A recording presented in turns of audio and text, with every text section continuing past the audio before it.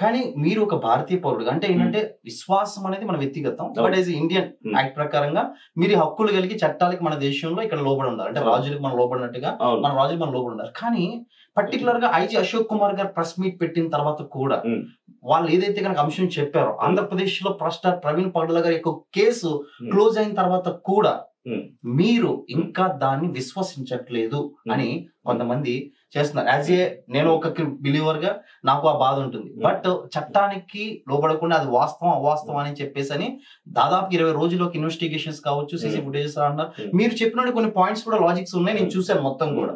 But as a Indian భారత రాజ్యాంగం లేకపోతే భారతీయ పౌరుడుగా మీరు దీనికి లోబడి మీ యొక్క అభిప్రాయం ఏదైతే ఉందో దాన్ని శాంతియుక్తంగా చెప్పాలా, లేదంటే గనక భావోద్రేకంగా చెప్పాలా? ఒకటి, ఇప్పుడు ఐజీ గారు స్టేట్మెంట్ ఇచ్చారు, ప్రెస్ మీట్ పెట్టి పోస్ట్ మార్టం రిపోర్ట్ అనౌన్స్ చేసి ఇంతతో కేసు క్లియర్ అయిపోయింది అని ఆయన చెప్పేశారు.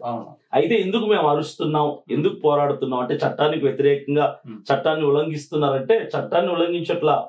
మొట్టమొదటి నేను చెప్పేది ఏంటంటే IG is not a God. IG దేవుడు కాదు, ఆయన కూడా నాలాంటి నీలాంటి ఒక సామాన్యమైన మనిషే.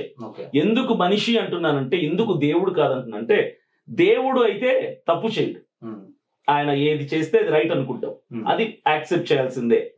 మనిషి కలెక్టర్ అయినా, మనిషి ఐజీ అయినా, మనిషి పాస్టర్ అయినా, మనిషి ఎవరైనా సరే, మనిషి అన్నవాడు కొన్ని పరిస్థితులను బట్టి కొన్ని సందర్భాల్లో తప్పనిసరి పరిస్థితుల్లో కొన్ని పొరపాట్లు చేయాల్సి వస్తుంది. సో మేమనుకుంటుంది ఏంటంటే ఐజీ గారు ఇచ్చిన స్టేట్మెంట్ తప్పు అని అంట్లా, ఆయనకు పైనుంచి ప్రెషర్ ఉంటదేమో, ఇటు క్రైస్తవుల నుంచి ప్రెషర్ ఉంది, అటు నుంచి ఇటు నుంచి రెండు ప్రెషర్స్ ని తట్టుకోలేక ఆయన ఏదో ఆయనకు వచ్చినటువంటి పోస్ట్ మార్టం రిపోర్ట్ ని ఆయన చదివేశారు. ఇక్కడ ఆయన తప్పు కాదు, మేము టోటల్ గా తిరగబడుతుంది కానీ, ప్రశ్నిస్తుంది కానీ, ఉద్రిక్తంగా అడుగుతుంది కానీ, ఉద్రేకంగా గవర్నమెంట్ ని అడుగుతున్నాం, ఐజీ గారిని కాదు, గవర్నమెంట్ ని అడుగుతున్నాం. అంటే గవర్నమెంట్ మీద మీకు నమ్మకం లేదా? నమ్మకం ఉంది, కానీ ఇప్పుడు నమ్మకం పోతుంది. ఎందుకంటే ఈ రోజు అక్కడ ప్రవీణ్ పగడాల గారు కాదు అని మేము గొంతు చింపి 20 రోజులు అరిచాం. అక్కడ ప్రవీణ్ పగడాల గారే అనటానికి ఒక్క ప్రూఫ్ చూపించలేం. అక్కడ చనిపోయలేదు, ఆయన చనిపోయిన స్థలంలో అది యాక్సిడెంట్ కాదు, అది హత్య, క్రూరంగా కిరాతకంగా చంపారు అని మేము చెప్తున్నాం. కానీ ఇది యాక్సిడెంటే అనటానికి ఒక్క ఆధారం చూపించాల.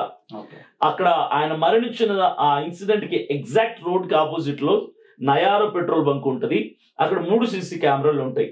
ఫ్రంట్ సీసీ కెమెరా ఫుటేజ్ కనుక మనకు దొరికితే ఆ సీసీ ఫుటేజ్ లో క్లియర్ గా మనకు కనిపిస్తుంది, ఎగ్జాక్ట్ ఆయన చనిపోయిన స్థలానికి ఆపోజిట్ లో ఉంటది. కానీ పోలీసులు 3 సీసీ కెమెరా ఫుటేజ్లు తీసుకెళ్లి సైడ్ కెమెరా ఫుటేజ్ రిలీజ్ చేస్తారు, అది కూడా 30 సెకండ్స్ మాత్రమే. నేనేమడుగుతున్నాను మొదటి నుంచి, ఫ్రంట్ సీసీ కెమెరా ఫుటేజ్ ఇవ్వండి, అది కూడా సాయంకాలం 5 గంటల నుంచి తెల్లారు 5 గంటల వరకు 12 గంటల ఫుటేజ్ మాకు ఇవ్వండి. మీ దగ్గర ఉంది కదా, తీసుకెళ్లారు అని నేను కన్ఫర్మేషన్ కూడా చేసుకున్నాను. నయారో పెట్రోల్ బంక్ వెళ్ళి అక్కడ మేనేజ్మెంట్ తో మాట్లాడితే పోలీస్ డిపార్ట్మెంట్ వాళ్ళు వచ్చి 26వ తారీఖు తీసుకెళ్లిపోయారు సార్ అని వాళ్ళు క్లియర్ గా చెప్పారు. మీ దగ్గర కలెక్ట్ చేయబడినటువంటి ఆ విజువల్స్ ఏవైతే ఉన్నాయో ఎందుకు మేము అడుగుతున్నా బయట పెట్టట్లేదు? ఉన్నాయి కదా, మేము మిమ్మల్ని ఏమి కొండ మీద కోతిని తీసుకురమ్మట్లేదు, లేని సృష్టించమట్లేదు.